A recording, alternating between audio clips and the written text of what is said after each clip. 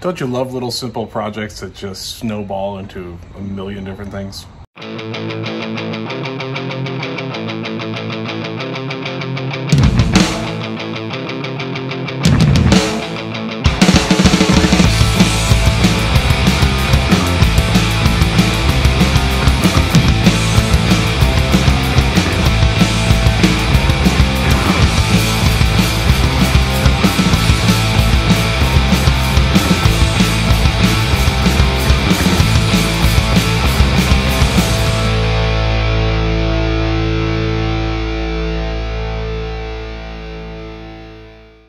So, welcome. Number one, I pulled out a tripod because Denise said so. So, here you go, Denise. I'm using a tripod. Number two, I'm going to focus on some more things I had to do to this car because I'm an idiot. So, right there, the brakes on the car, and there's a brake line in there. That brake line looked like it may have incurred a little bit of damage, so I replaced that brake line. I then went and bled the brakes, and, well, I went a little hard. So here's another look at that rabbit hole everybody talks about. So to do what I need to do with the brakes and show you what broke, I had to take the dash out. Well, taking the dash out wasn't as easy as I hoped, so I pulled all the wiring out so that I can redo the dash wiring better.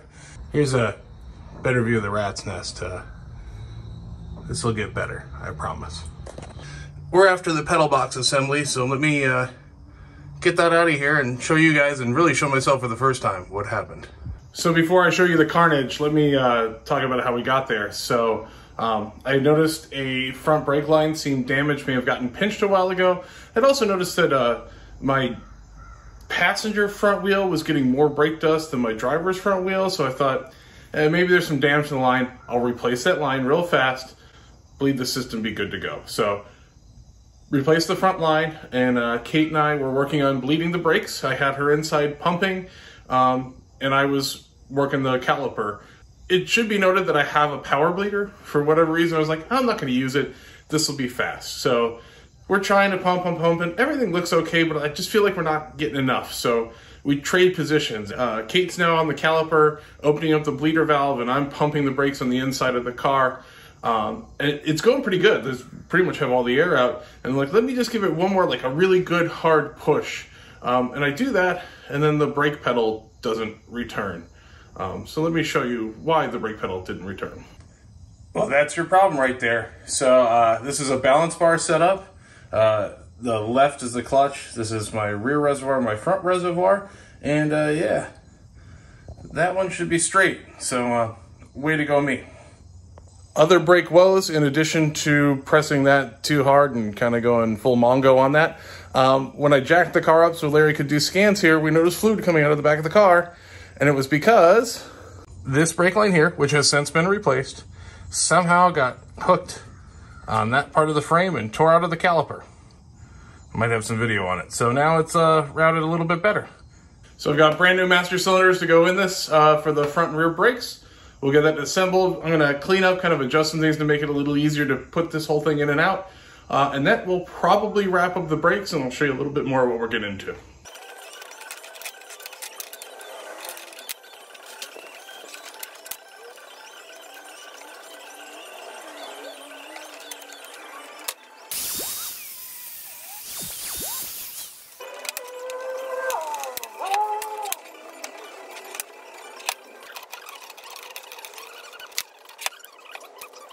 So the good news is it's dirty, but it looks like it's in pretty good shape.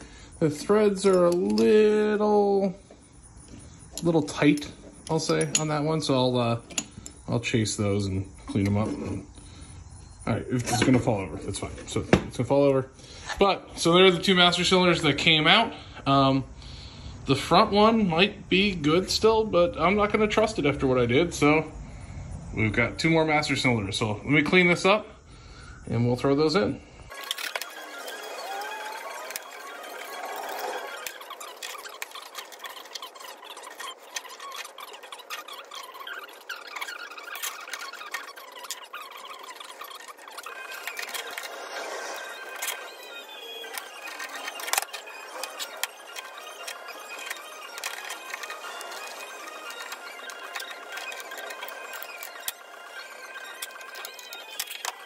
All right, so the master cylinders are in, but we have to adjust the pedal height and then we have to adjust the balance bar. So let me get the pedal height close first and then we'll talk about the balance bar.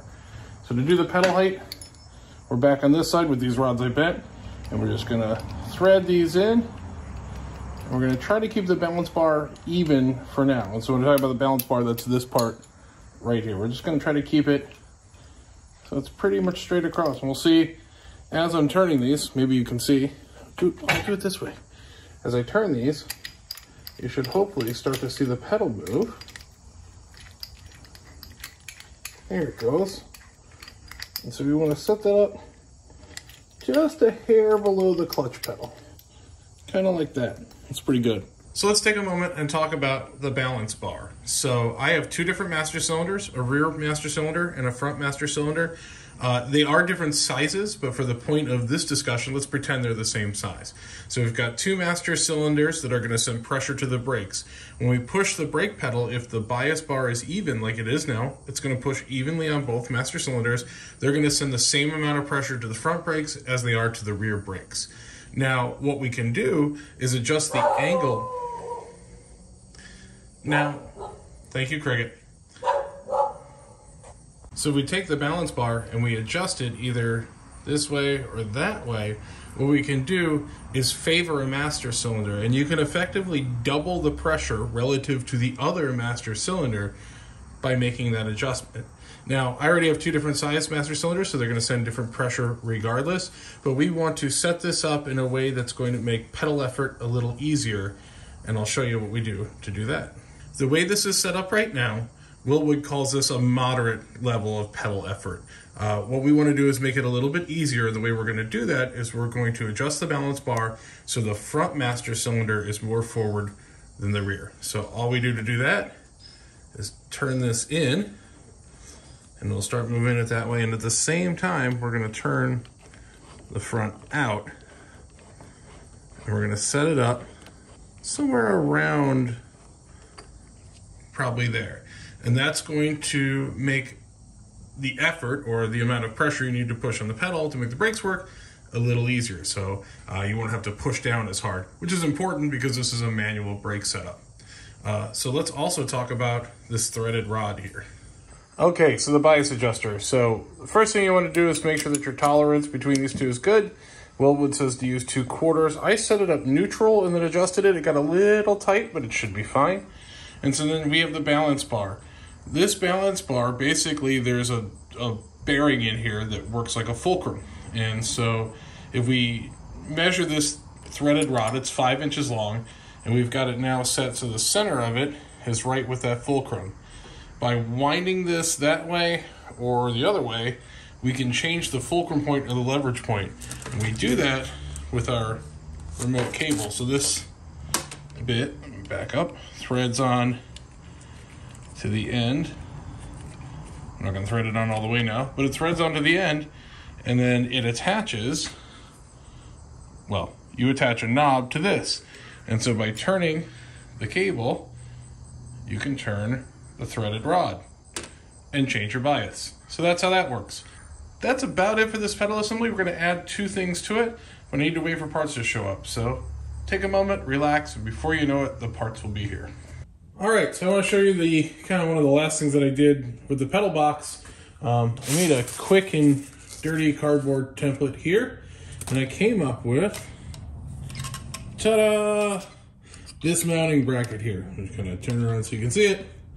And so the point of this mounting bracket is to hold, set this down here, there we go. The point of this bracket is to hold some brake light switches. So cool, here's my brake pedal. It's got a brake light switch. Actually, if I hold it up this way, get it in there. So you move the pedal, switch opens up, it'll send a signal. So that's cool. Well, why do I have one on the clutch pedal? We'll worry about that later.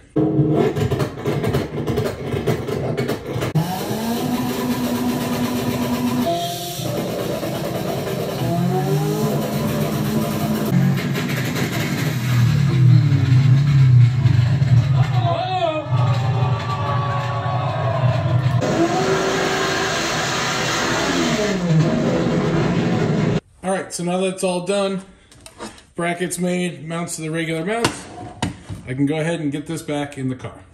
I should probably add, the reason that I'm adding a brake light here is not necessarily to make the car street legal. Technically, I could in the state of Maryland, but I don't really have plans for that right now. There's some series that I might want to race down the road where I should have some more equipment, and brake lights would be one of them. If I ever want to hill climb this car, that's a possibility too. But also just when I'm out running, if I have a co-driver, it's nice to see when they're on the brakes. So that's the main rationale for the brake light switch. But the clutch switch is really the main motivation. All right, so the pedal box is now installed. I had to get the steering in there. And unfortunately, my bracket there kind of interfered with the steering, so it looks like a squirrel chewed on it in a spot, but we'll not worry about that. But the switches are in. There they are. They're ready to rock. Lines are hooked up. Still need to fill the system and bleed it. We'll do that a little bit later. So now we can get into really the next project. So what is the next project? Well, I broke the brakes on the car, so I had to fix them. To fix them, I had to take things apart, and the car did not come apart as well as I hoped it would. Long story short, wiring was a bit of a compromise. This car started as a carbureted car, then I threw fuel injection on it, changed a bunch of things. So the wiring wasn't good, wasn't easy to pull out, and there were a couple of things that I did with the dashboard that made it difficult to come out. My new plan is to have the dash, or at least the facade of the dash, ready so it can come out in probably 30 seconds, and the rest of the wiring is going to be nice and tidy. And so since I'm doing a little bit of wiring, I decided to do a lot bit of wiring. We're going to put in a really cool new kill switch, which you'll see in the next video. We have the switch that we just put in for the brake lights and the clutch switch. So all of that's going to get run. So we have brake lights and that other thing. And we're just going to clean up, tidy things up. So not a huge video on wiring. I'm not an expert by any means. Larry's been helping me along the way, so we'll get it figured out. But at least show you how everything's going to come together. So for now, I'll put the brakes on this. I'm so sorry. For now, we'll wrap this one up, and we'll see you on the next one. Thanks.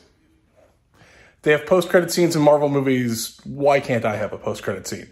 So the pedal box is in. Let me show you. There's the pedal box. It's in on the bracket. This bracket I can mount the pedal box on top of or underneath this bracket. When I first built the car, it was on top. Then I moved it to underneath so I could play around with pedal positioning. But I noticed that caused a problem, so it's back on top. And let me show you why.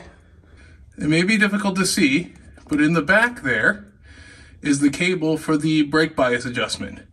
Well, that cable, when the pedal box was sitting underneath, was actually hitting the pedal box mount. And let me show you what it did.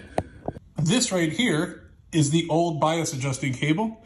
And if you look, it's pretty chewed up. So that was interfering. Best, it was just damaging this. Worst case scenario, it could have been changing brake bias or slowing the brake pedal, who knows. Good news is, now it's all fixed. So with that done, I can put this episode to bed.